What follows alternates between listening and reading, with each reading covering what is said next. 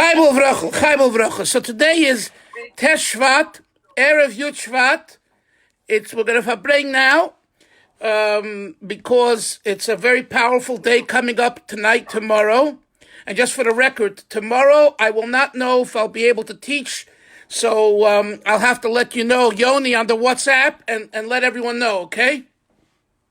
Because I might be flying home, and if I am, I probably can't teach from the airplane, from the airport. So, but if I don't end up going, then we will learn tomorrow.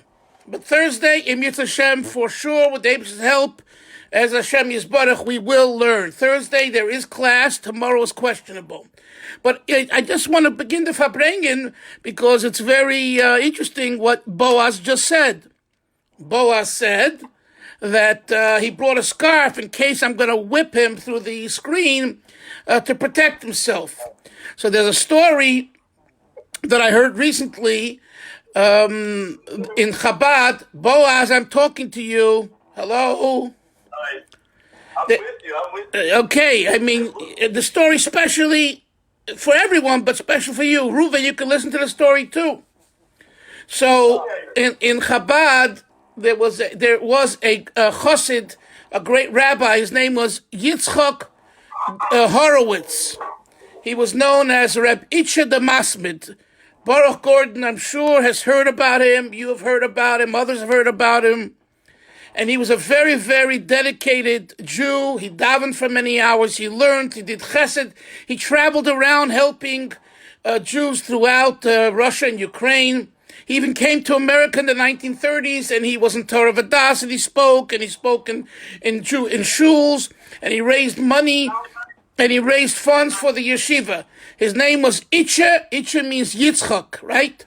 Itcha is a variation of Yitzchak. Itcha the Masmid. He was a Masmid. He was so diligent. They say that before he came to the Lubavitch yeshiva in Lubavitch in Russia, he said, if I find a 25th hour of the day, I will learn Chasidus at that time. Because he was occupied learning Talmud 24 hours. And then once he came to the Lubavitch Yeshiva, he said, if I can find a 25th hour in the day, I'll learn Talmud, because he started to learn Chasidus the entire time, because he never had learned Chasidus, so he made up for the lost time. Anyway, he was a very big masmid. He was once saying a mimer. He was sent by the Rebbe as a shadar. A shadar means shlucha de Rabbanan. He's an emissary for the rabbis. He would travel from city to city, place to place, shul to shul, Farbrengen there, speak words of Torah, say a mimer Chasidus, and then they would give him money to bring back for the yeshiva and for the Rebbe. That was the style, not just in Chabad, it was a style in the Litvische world too, where you had people that were called Magidim, preachers, where they would go to a city and they would, in a shul, and they would give Musar. They would give a Musar shmooze, a Musar talk. And they aroused people to do tshuva, sometimes causing them to cry. We read about these stories. And at the end, people gave them money to bring back to their rabbi or their community where they came from. Anyway, this Reb Yitzchak Masmid, Reb Itcha the Masmid, once was somewhere, and he set up Maimer Chasidus, and there was a gentleman there, a simple gentleman, who didn't know about Kabbalah and about Chasidus and about Gemara. He just barely knew how to read the words of davening. And he heard, you hear this, Yoni? And he heard the Rabbi Yitzchak say that we need to do tshuva, and if we don't do tshuva, we have stains on ourselves. And he was, speaking about a serious issue. After he finished, the simple person said, the way the Russian Yidden would address many times a rabbi, they would say, Rebbe. They didn't mean a Rebbe, a Hasidic Rebbe. Rebbe means, hey, gentlemen, Rebbe. Rebbe, they would say, your words are telling me that I am very bad. I'm no good. I'm a sinner. And he was very upset. He was very upset that the rabbi, the visiting rabbi who was here to inspire, instead belittles him and makes him feel like nothing, like garbage, like dirt. Now, this Reb Yitzchak the Masmid, when he would say a mimer, his eyes were closed. He was totally engrossed. He didn't know where he is. He was in a different world. He was just reviewing orally a discourse that he heard from his Rebbe. So after he finished, and he heard this, and he heard there was a commotion, he didn't know what's going on because he's coming down from heaven. He's landing because he was elsewhere when he said the discourse. So he asks some other people, what's going on? What's all this commotion? So they tell him there's a gentleman here. He's a very fine person, but he's a very simple person. He's not learned much. And he heard what you said, and he got very hurt and insulted. So Reb Yitzchak the Matzmit said, listen to this, Baruch, here comes the punchline. So he said, Azoi, which means really, really. Hab ich ihm angeriert. I touched him. Oy bazoi is good. If so, it's good. It worked. In other words, he didn't mean to offend the person. But the purpose of him reviewing Chasidus from his Rebbe was to touch the people, the listeners. So the fact that he took it in a way that he has to, do tshuva and arouse himself, that's very good. In other words, and this is a very important lesson as far as the Farbrengen is concerned, when a rabbi, a teacher, a speaker speaks, and he really gets under your skin, and you realize it gets under your skin, if he's appropriate, that's healthy. That's not bad. He doesn't mean to insult you. If the hat fits, if the shoe fits, wear it. So Rebitcha, he was saying Chasidus. He didn't intend to insult anybody. It happens to be something he said touched someone. And that's what a Farbrengen is all about, Baruch, Ruvain, David, Boaz, and Yoni, and everyone else. And, of course, Reb Pinchas. Reb Pinchas, I don't think he was born before 1950. I don't think so. Am I right? Were you born before 1950 or after 1950? What year? Born in 1939. 46. Who was born in 39? You. Who? 46. Oh, 46. Okay, I didn't realize. So Reb Pinchas still was born when the previous Lubavitcher Rebbe, Reb Yosef Yitzchak, was alive, from 46 to 50. So this Farbrengen has a special meaning to Reb Pinchas as well. Although he was a young boy of 4 when the previous Rebbe passed away in 1950, and in probably another part of the world, the Rebbe passed away in New York, and Pinchas probably was in England or somewhere. Nevertheless, it's very apropos. And for us, Baruch, we are Hasidim of the Rebbe. Our Rebbe became the Lubavitcher Rebbe in 1951. And let me just share with you briefly what took place. What took place was that after the previous Rebbe passed away, and it was sudden, he wasn't well, but he wasn't that well that he was, in risk of dying, of passing away. But he did pass away, and the Hasidim were all lonely, and they were lonely, and they felt alone. What's going to be? So they got together, the Hasidim, the older Hasidim in particular, and they already had years of meeting the Rebbe, most of them while he was in New York from 1941 to 1950, and they saw that the Lubavitcher Rebbe is a very, very quiet person, unassuming person, yet when you talk to him, or when he speaks in public, he is a gold mine of Jewish, Talmudic, and Torah scholarship. Something that really amazed them, and in a very quiet and unassuming way. And for the first few years of him being in America, he worked at the Brooklyn Navy Yard As a draftsman, he had a degree in engineering, mechanical engineering, and he would make his living from the army. In other words, David, the Rebbe, did not want to receive money from being a rabbi and a rebbe and someone that's living off the community, because you know, my friends, that the Rambam, Maimonides, says a person should not seek to get his parnasa from rabbinics, from Torah, right? Torah is pure.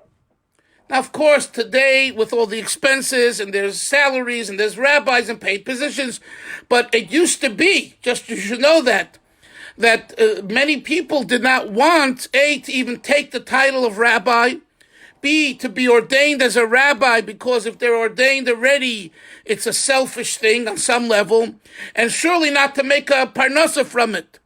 So they stayed away from it. And our Rebbe was the same way. But his father-in-law, Rabbi Yosef Yitzchak, whose yahrzeit is tonight and tomorrow, Yud Shvat, you hear, Yoni, he wasn't well, and the Hasidim felt, l'chaim, the Hasidim felt, l'chaim, everyone should have good health, parnasa, shidduchim, children, and Yiddish Chasidus nachas from themselves, their children, their grandchildren, and great-grandchildren, the community. L'chaim, everyone say l'chaim. They should help. He should send us Mashiach now. There's no reason why Mashiach is still waiting. If he's going to wait, he's going to have to wait a long time, because there's never been a time when more Yidden have returned to Torah, and there's never been a time when so many more Yidden are learning and doing mitzvahs. The fact that there's great assimilation, we know that, and we know we have to continue to bring Yidden back to the fold, but at the same time, Mashiach needs to know that the time is now. L'chaim, l'chaim to everyone here. Everyone should be gesund. The first thing, everyone should be healthy. All the pains and all the doctors and all the bills and all the medicines should go down the tubes, and everyone should be healthy and live a healthy, long life till Mashiach comes, which will be very shortly, and even after that. Chaim uvracha, Chaim uvracha, Chaim uvracha, Chaim uvracha. Chaim. Ron's birthday. When, today? Mazel tov! Oh, he became 55 years old. Mazel tov. 25. Ruvain, it's a great day. Tes Shvat. What, is Hebrew or is English? Ruvain, is she Hebrew or English? English. So shy. What, Ruvain, when's your Hebrew birthday? Okay. 1948. February what? February 4, 1948. Later on, I'll look it up in a moment on the internet, and I'll tell you I'll read it. Anyway, let's go back. So listen, Chevra, listen to this. So the Frierdiker Rebbe couldn't, he just wasn't well. And so the Hasidim put the pressure on the son-in-law, who was unassuming and quiet and so knowledgeable, to become the next Lubavitcher Rebbe. He didn't want it, and in fact, he told them if they bother him, he's going to run away. And even on the day of Yud Shvat, that morning, not in the evening, the day, they went into him, visitors who came, Chabad Hasidim from Montreal, from Canada, and they said that they want him to accept the leadership of Chabad of Lubavitch as the 7th Rebbe in the golden chain of Lubavitch. And the Rebbe said, please leave my room and stop bothering me. And he put his head down on the table and he cried, and he didn't say anything more. That night, there was a Farbrengen for the yahrzeit, right? It was the yahrzeit of his father-in-law. And he was talking. So a gentleman, Rabbi Nemtsov, Alexander Nemtsov, who was born in 1870, he was the oldest chassid alive, and I believe Pinchas knew him, I think, because he lived in England. And Rabbi Nemtsov got up on the table. You understand, this is a man, you're talking about 1950, he was born in 1870, so he was 80 years old.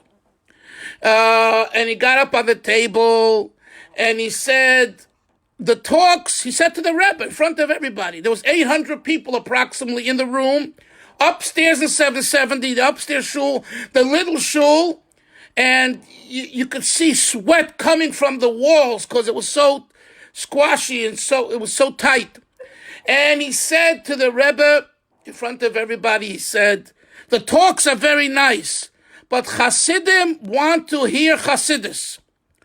Because the symbol of a Lubavitcher Rebbe is when the Rebbe says Chasidus. So they sang a song, and after the song, the Rebbe said, my father-in-law said in the mimer that he published for Yud Shevat. And then he started to say the mimer, Bos ilegani achoisikalo, I've come to my garden, my sister, my bride, which we learned earlier a few weeks ago. And at that time, everyone was elated.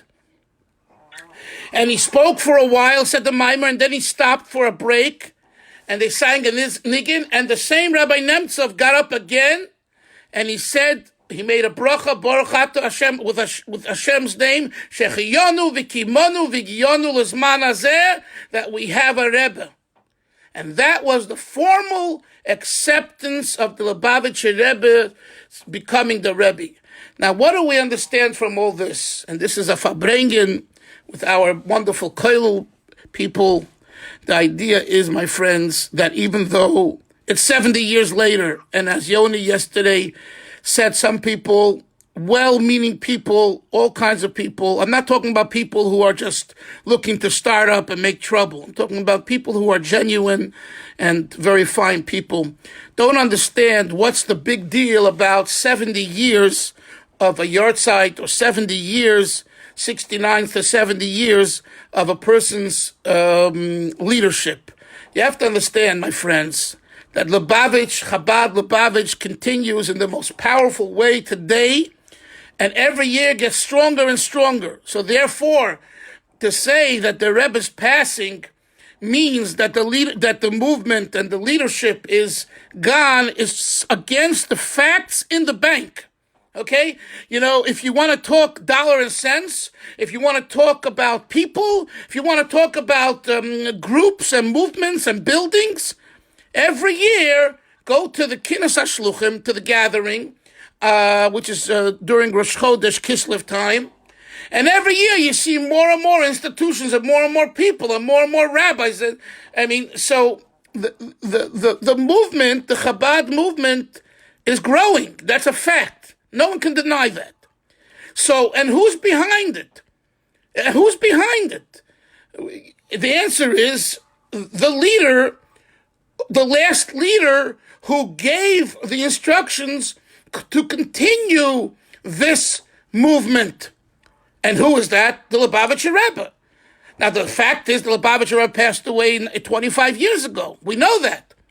But there is a concept, and here we see it so vividly, that this person who passed away, his message is active. And that's the point. So when we say 70 years of his leadership, the leadership is expressed through the people. That's what we mean. So, of course, we should celebrate it.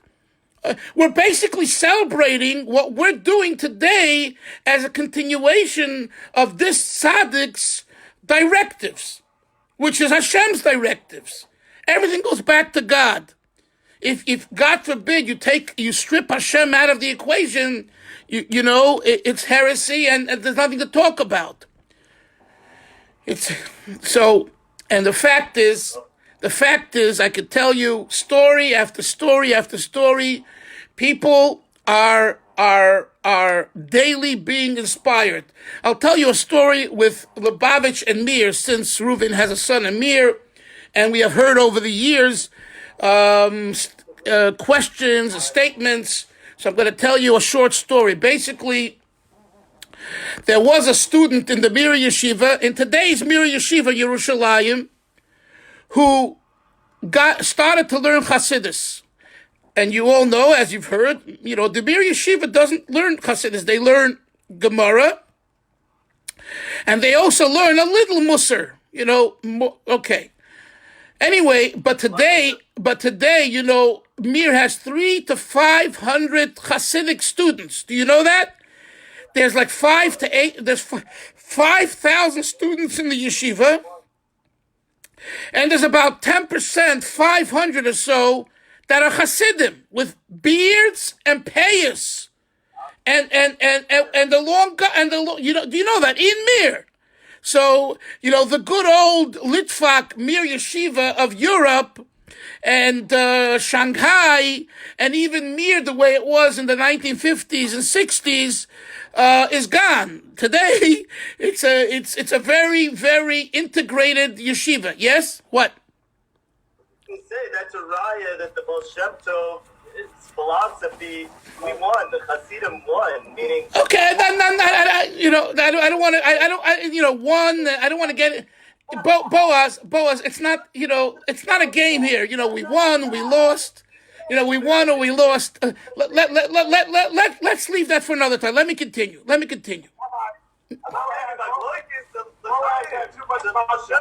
Right. He had too much to drink. Anyway, listen. So this Baruch, this student, Boaz, was learning in Mir, and he wasn't from a Hasidic home, he's from a Litvak home, but he became attracted to the teachings of Hasidism. It's, the soul, the neshama, the purpose of life. And he started to learn Hasidism, he started to learn probably Tanya, and he comes to his Rosh Yeshiva and he says, after a while, he would like to transfer to a Chabad yeshiva. The Rosh Yeshiva looks at him like he fell off the moon. Are you crazy? Here we have the best yeshiva for Gemara, and you want to leave? And the Rosh Yeshiva said to him, you could learn Chasidus. We let you learn Chasidus today. It's not like once that we threw you out if you learned Chasidus. You can learn Chasidus as much as you want, but stay in our yeshiva so you could benefit from the Talmud teachings, from the Gemara. He said, Rebbe, I respect you, but my heart is driving me to go and be immersed in a Lubavitcher yeshiva with Lubavitcher students and in that atmosphere.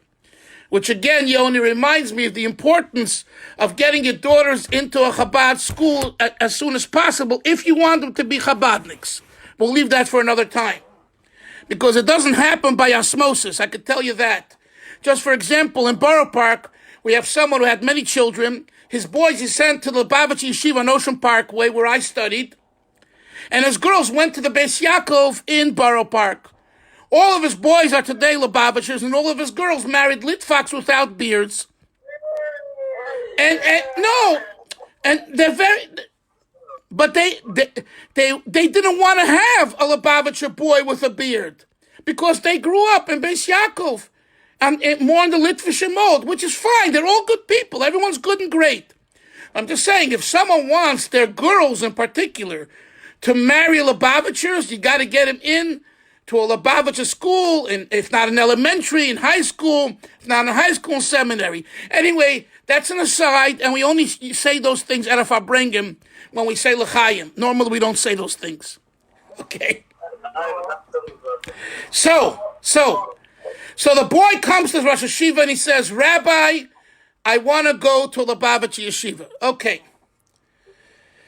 He sees, he has nothing, he can't get around him. So, you know what listen to this, Ruvain. The Litvischer Mir Rosh Yeshiva says to the student, the Lubavitchers today, since their Rebbe's passed away, they write a letter and they put it into a sefer called Igros Kodesh, the Rebbe's letters, the holy letters. And whatever page it opens up to, they read what it says there, and they try to find there this answer, the advice given to what they write about. So the Litvak Rosh Yeshiva says to the student, why don't you do that? Write to the Rebbe, write to Igros Kodesh, write a letter and say that I'm telling you to stay here, and you can learn Chasidus too, but don't leave the yeshiva, and you want to go there, you want to transfer. He does that. He does that, and the page he opens up to, the Rebbe speaks about learning Chasidus and learning in a Chabad school. Wait, okay. He goes back, and the Rosh Hashiva says, I let me see what it says. I don't believe you. Let me see what it says. So first of all, when he reads the letter, he becomes white. And he says, I can't believe this. He says, well, it says it. What do you mean you can't believe it? He says, I know it says it. But guess to who the letter was written? To my father. To the Rosh Hashiva's father. And he says, I went to my father, and I never knew that he had a connection with Lubavitch. And guess what it says in the letter? The letter says that you have a son, and something about the son having to do with Lubavitch. The son was this Rosh Hashiva, and he never knew about the letter. And he never knew that his father wrote to the Rebbe about him. And when he read that, he said, not only should you go to the Lubavitch Yeshiva, you should run there. So now, you understand, this happened in the last 25 years sometimes. Or maybe it happened this year. I just read a story recently, and I, in fact, put it into my book that I'm now working on Chabad and Mir. My next book, well, not my next book, the one after that, is going to be on Chabad and Mir, documenting a lot of nice things. What is my point? My point is that when we learn Chasidus, and again, the importance of Chasidus, Ruvain, isn't just to be a Chassid, even if a person has no desire of being a Chassid. They're happy the way they are. But the idea of understanding yourself and the world and Hashem in a way that is rich and exciting, it only adds to one's connection to HaKadosh Baruch Hu. And that is the purpose Boaz mentioned before, the Baal Shem Tov. The Baal Shem Tov did not come, God forbid, to remove or reduce anything of Judaism and Yiddishkeit and Torah and Gemara. He came to enhance it. He came to enhance that a person, when he learns Gemara about one ox goring another ox, and about blessings, and about marriage, and about acquisitions, that at the same time the person should feel this is God's word. It's divinely inspired. It's not just a good book of history or a good book of law and things like that. That comes from a teaching that teachings of the Baal Shem Tov, which he introduced, called Chasidus. Why? Because this particular teaching is such that it deals with these subjects, right? Gemara, Ruvain, speaks about if you bought something, how much did you pay for it? And what if you took it on credit? And the person says, I don't owe you anything. So you tell the person you have to make an oath. What do you make an oath on? The full amount of it's all financial details. But it's Torah, great. But it's not talking about why you were created. Why you were created, you're not finding in the Gemara. I'm sorry. Now, in the days of old, before the Baal Shem Tov, right? One was so inspired from learning those laws in the Torah and in the Gemara that one had natural fear for God, Yirah Shamayim, and love for God, and faith in God, just from the Gemara. But as the generations got weaker and weaker, and we had more and more problems, beginning with the Helmenitsky pogroms in 1648, to the false messiahs of Shabtai Tzvi, to all the pogroms in the 1800s, and all the killings, and all the and the Holocaust, and on and on. We became very, very depressed. The Jewish community was always greater than a few people learning in a yeshiva. Most people did not learn in yeshivas. Okay? Our great-grandparents didn't learn in yeshivas, most of us. Do you know that? If you don't know that, you better wake up and realize that. Okay? And they were simple folk. And when they're running around at 14 years old to bring in a few pennies or rubles for their parents. And this is the way it was on the east side of New York in the 1910s and 20s and 30s. Most people did not go to yeshiva. Yeshiva is a new phenomenon the last 80, 90 years or so, okay? There were yeshivas before. I'm not saying there weren't yeshivas before. But most Jews, most students, most boys and girls didn't go to yeshiva Beis Yaakov's. So Baruch Hashem that we have it today. So just like we've accepted yeshivas today, why don't we say, Ruvain, no, let's go back to the old system. When you're 14 years old, go out and work. Enough. You got basic knowledge from a melamed, from a cheder, 14, go to work. You know, the economy's tough. Today we can't, either we do family planning and we don't have as many children as God is ready to give us because there's not enough money. And you think it's a joke? This is happening today by the young people, my friends. Okay? They're making all kinds of cheshbonos. And there are people who would love to have more children and more children and more children. And yet there are people who are playing around and saying no. And they're taking pills and they're cutting cycles and all kinds of little games, all in the name, I don't have money, I don't have the mindfulness, I'm stressed out, on and on and on. Came along the Rebbe in the 1980s, in 1983, I think, and he spoke to us and he said, guys, don't play around and have as many children as you can because it's a blessing. Every child is a blessing. If Hashem is ready to give you a child, grab it, take it. And the Rebbe was saying this to us, to the Jewish world, but to us in particular, the Lubavitchers. My parents only had 4 children. Do I know what was going on in their bedroom? I don't know. But they had only 4 children. I have 7, thank God. Okay? That's what God gave me. But you see the difference? You see the difference? Between my parents' friends all had less children, and my friends all have 7 to 10 children, most of them. 6 to 10 children, 6 to 9 children.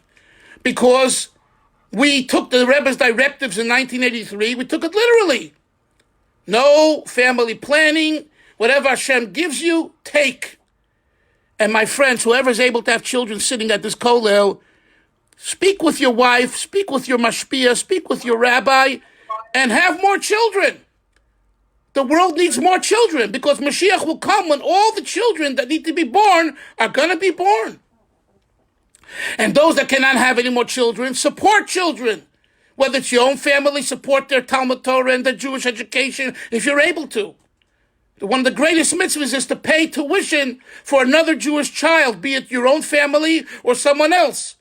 That's like, right, Moshe Rabbeinu with Aaron, with the children. It's like, Kilu Yolda, the Gemara says, when you educate another child, Jewish child, or you pay for their education, it's like you've given birth to that child. How do you like that?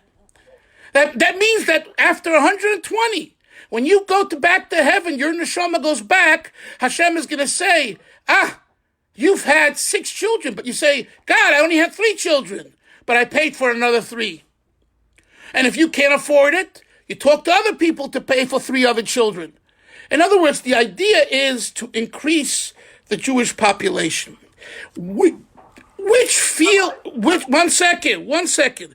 Which field of Torah deals with this area of soul, of purpose in life? It's Chasidus. And that's why when it comes a day like this, and we're celebrating the yahrzeit of the previous Lubavitcher Rebbe, and we learn his discourses, so we owe him a big thank you that we're able to study such inspirational words, and then we learn about our Rebbe who gives the Jewish world such blessings. It's a great day to ask God to bless you and bless your family. In particular, everyone should write a letter and put it in a sefer of the previous Rebbe. That's what he says. The Rebbe says that on a day of Yud Shevat, even if you can't make it to the gravesite in Queens, the old Montefiore cemetery where he's buried, you should take his sefer, one of his books, and write a letter, a soul redemption letter. It's called a PAN, P-A-N, a pidyon nefesh, which is an acronym for a pidyon nefesh, and write there your heart. Write it with joy, write it with tears, but write clearly like you're talking to your father, your brother, your rabbi, whoever you feel closest to, and you could share your inner heart. That's the way you should write. And you give some tzedakah, and you write it in a way when there's no disruptions of a cell phone and kids and phones, and you have to write it quietly and thoughtfully, and you put it into the sefer of the previous Rebbe, one of his book of Maimorim. Doesn't have to be just in his book of letters. It could be the Maimorim, and the Rebbe says it's as though you're standing at his kever, and that we should do Yud Shvat, which is tonight and tomorrow. So you have 24 hours to do that, and I'm telling you, it will have results in the bank for you and your family. So I encourage you to do that. So someone wanted to say something. Yes, Baruch. Yeah, Rabbi, I wanted to just say two things. You're right, my son who goes to the mayor, Hashem any day now, so we have 10 grandchildren. We have 10 children, right? But one of the two reasons that people don't have children no more is one is a lot has to do with the yeshiva. The cost of a yeshiva today is so expensive. You can't afford it. People are worried about it. You say your view is have another child and give up the steak. Have another child, give up the chicken. I mean, you're right. I mean, that's the way people should be. I agree with you. Ruvain, I want to ask you, in Poland and in Hungary and Russia, in Poland, where my grandparents and great-grandparents lived, and my great-grandfather had 9 or 10 kids, you think they had more money than we have today? No. Philosophy's different. Oh, because they were happy living in one room with 10 people. My mother, of blessed memory, my mother would always say how she felt so happy and so good in one room with her grandparents and her parents and her siblings. So you're telling me, and the fact is that you guys have left England and America. You gave up the comforts. You don't have a large apartment, a large house. You don't have 2 cars. Right? So, and you're managing, and Baruch Hashem, you're managing. So the young people having another child and another child, I promise you, they won't go hungry. They will not go hungry. Yoni just told me that Baba's kids who go to their yeshiva, your yeshivas, don't pay any tuition. They don't have. What do you want? If they don't have, you don't have. You know, when my father, he was working very hard, 2 jobs, and working at night in the Brooklyn Navy Yard or down at the water, First Avenue. He was working at a sweater factory on the machines. He was a knitter.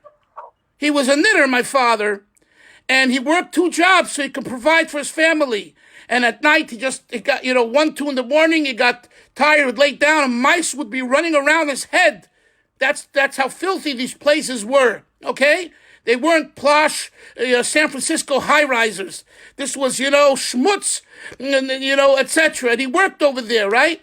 And he did it so that he can provide for his family. Yeah, you got to work hard.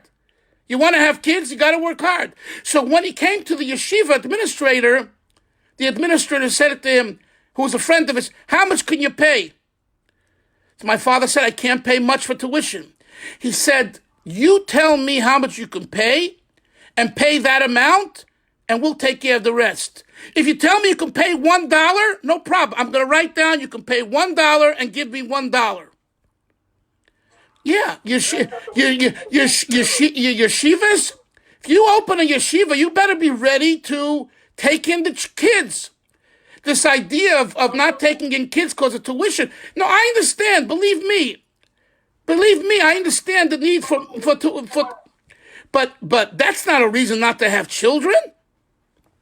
But Rabbi, what he's saying is, I know what he's talking about, because what they do is the standard yeshivas, and Shlomo says I'm not allowed to mention them because it's Lashon Hara. Okay. Anyways, the standard mitzvah yeshiva is if you don't come up with the $30,000, either do something or they don't let you in. So they'll tell you, you can't afford yeshiva, go to Chabad, because Chabad you can pay whatever you want to pay. Okay, so go to so do that. I said to my parents said to me all the time, they would threaten to throw me out of yeshiva because they'd say, oh, we're going to throw you yeshiva, you're going to go to Chabad. I said, so send me to Chabad. Send me. I want to get out. And it didn't work. But rather, one thing that we learned today with Shlomo, and I had a little discussion with him, he said that everything is in the Gemara, and everything we need to learn is in the Gemara, and we don't need to learn anything else. Because everything, love and connection with Hashem, it's all, he said it. It's all in the Gemara. He did say that. He said it today. Okay. So I said to him, it's not true. I said it's not true. I said I learned Gemara all my life. I didn't learn Chasidus and this and that. Zohar, Chasidus, Chumash, Rashi. So it's not only him. I've heard this before. I've heard it many times. Of course, the kernel idea is in the Torah. Forget about the Gemara, the 5 books of Moshe. In the Bible, you have everything. But why do we need Mishnah? You should have answered very simply. Why do we need Mishnah? If everything's in the Torah, why do we need Mishnah? The answer is because we didn't understand everything in the Torah because it's very brief. So came along the Mishnah and elaborated on the Torah. Then why was Mishnah not enough? Why did you need Gemara? Why? Take care, Boaz. Why? Because the Mishnah was too brief. So we see clearly the progression of the development of Torah requires different types of study to relate to it so of course everything is in the Torah. Of course Chasidus isn't a new teaching that's creating something new. It's based on the Torah, on the Gemara. But the type of discussions and language that we have in Chasidus, we don't have in the Gemara. And the same for Musar. You should have Musar, right? Musar from Yisrael Salanter, from the Litvaks, Musar. Oh, why do we need to learn Musar? Everything's in the Gemara. The answer is because although the words are found in the Gemara, but the development of the idea and the lengthy conversation about the ideas is not in the Gemara. And the same is true for Chasidus. Chasidus, of course, is based on Torah, Gemara, Kabbalah, and all that, but the type of discussion, as you see, okay, and this can be in 2 minutes resolved because it can be proved to him and everyone else that, sorry to say, he doesn't know what he's talking about in this area. He doesn't know because he hasn't learned Chasidus. In 3 minutes, I'll ask him 3 questions. He'll turn colors, okay? And it's not because I'm brighter than him. That's not the point. Because Chasidus is a teaching that's not in Musar. And Musar is a teaching that's not in Chasidus. So take Musar, right? Why do we have to learn Musar? Why don't we ask the Litvaks of Mir and Panovich and all the Litvish yeshivas, why do you study Musar? It's all in the Gemara. So what did Rabbi Yisrael Salanter say? It's in the Gemara, but from being on the pages in the Gemara to learning how to live it in life, you need to learn and you need to hear shmuzin, sermons, lectures, drushes of ethical teaching. So of course everything is in the Gemara. Of course everything is in the Mishnah. Of course everything is in the Torah. But we see the system. You hear my answer, Yoni? You understand it? You should be able to repeat it. Does it make sense to you? Hello? Does my answer make sense? Yeah. Can I say one thing, Rob? Yes. To clarify what you're saying, I think maybe to put it in context as well, is this correct what I'm saying? That for the average person who's a huge Talmud or Tzaddik can look at the Gemara alone, and he can extract those things, and he can see those things, the depth of Zohar and Chasidus. However, the average person with the Baal Shem Tov Raj is for the average person to know it. Correct. I said that yesterday. So I wanted to give a new point today. What you said, I said yesterday. And the new point I added now. And again, so this has nothing. It has nothing to do with Chasidus. To take a Musar, Gemara, Mishnah. Yeah, I bet you. I'm convinced. At the time when the Mishnah came out, it was compiled and right.